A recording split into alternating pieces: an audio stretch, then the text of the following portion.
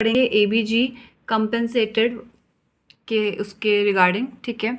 सो सबसे पहले हम देखते हैं फुली कंपेंसेटेड।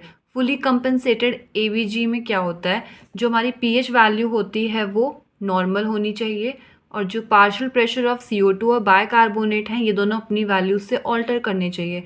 इसका मतलब ये होता है कि पीएच को उसकी नॉर्मल रेंज में लाने के लिए पार्शियल प्रेशर ऑफ CO2 और बाइकार्बोनेट अपनी वैल्यूज़ में कंपनसेशन कर रहे हैं, दोनों ऑल्टर हो जा रहे हैं, तब जाके हमारा पीएच नॉर्मल आता है। तो इसको हम बोलते हैं फुली कंपनसेटेड, ठीक। सेकंड आता है पार्शियली कंपनसेटेड। सो पार्शियली कंपनसेटेड का मतलब क्या हुआ, कंपनसेशन तो हो रहा है बट पार्शियली हुआ। तो पार्शियली कंपनसेटेड कैसे होगा, पीएच को उसकी नॉर्मल रेंज में लाते लाते कार्बोनेट और पार्शियल प्रेशर ऑफ CO2 तो ऑल्टर हो गए, बट पीएच प्रॉपर मतलब अपनी रेंज में नहीं आ पाया, ऑल्टर्ड ही रहा। तो क्या होगा, इसको बोलते हैं पार्शियली कंपनसेटेड। थर्ड आता है अनकंपनसेटेड। सो अनकंपनसेटेड में क्या होता है कि पीएच तो ऑल्टर्ड ही रहा या एबनॉर्मल रहा। ऑल्टर्ड एबनॉर्मल मतलब अपनी रेंज के बाहर है, बट PaCO2 नॉर्मल हो गया और बाइकार्बोनेट भी नॉर्मल, मतलब ये दोनों भी नॉर्मल हो सकते हैं, इन दोनों में से कोई एक भी नॉर्मल हो सकता है। तो इसका मतलब क्या हुआ कि इन दोनों ने कंपनसेशन किया ही नहीं, तो इसका मतलब ये हो गया अनकंपनसेटेड, ठीक है। एक बार आप फिर से देख लीजिए, अगर पीएच नॉर्मल है और बाइकार्बोनेट और CO2 के जो पार्शियल प्रेशर ये दोनों ऑल्टर्ड हैं तो मतलब फुली कंपनसेशन। अगर पीएच भी ऑल्टर्ड है और वो दोनों भी ऑल्टर्ड हैं तो पार्शियली कंपनसेटेड। और अगर पीएच तो ऑल्टर्ड है ही बट उन दोनों में से कोई भी अगर नॉर्मल है तो ये अनकंपनसेटेड हो जाएगा। अब हम कुछ क्वेश्चन देख लेते हैं। सबसे पहले अगर हमारा इस वाले क्वेश्चन में 7.32 हमारा पीएच है, पार्शियल प्रेशर ऑफ CO2 68 है।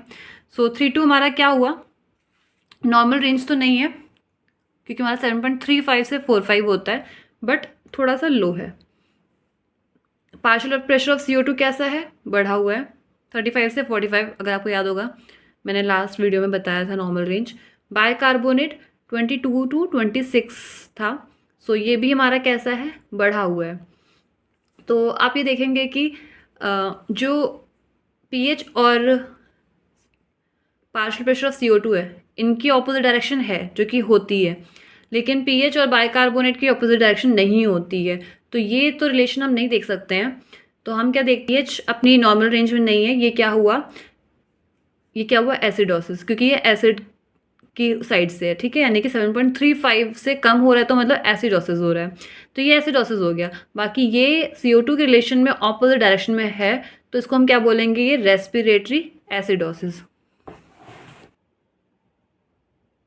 ये हुआ रेस्पिरेटरी एसिडोसिस।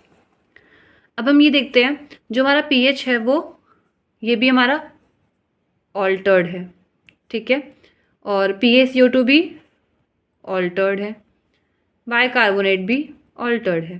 तो तीनों ऑल्टर्ड होंगे अगर, तो इसको हम क्या कहेंगे, पार्शियली कंपनसेटेड। तो इसको हम कहेंगे रेस्पिरेटरी एसिडोसिस पार्शियली कंपनसेटेड, ठीक है। सो फ्रेंड्स, नॉर्सेट में हमेशा एबीजी के क्वेश्चन ज़्यादातर कंपनसेशन से ही आते हैं, तो इसलिए मैं चाहूँगी कि आप इसको बहुत अच्छे से रिवाइज़ करिएगा और इससे बहुत सारे क्वेश्चन सॉल्व करिएगा।